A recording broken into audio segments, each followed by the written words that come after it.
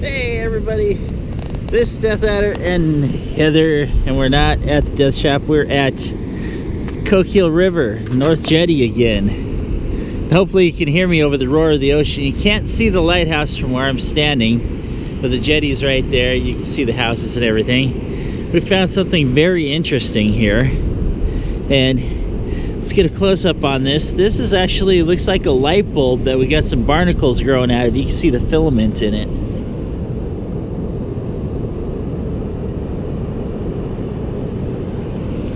Just washed up on the beach, wondering if maybe it's something from Fukushima, you know, in the reactor, because man, I've never seen a light bulb this big before. This is kind of crazy.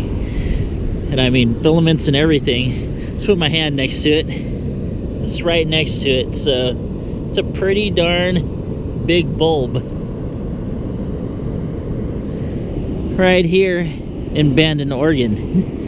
Anyway, this is dethaddr signing off with something crazy that I found. We're going to be looking for the sunset. We might get it, we might not. If we're lucky enough to, we'll catch you later.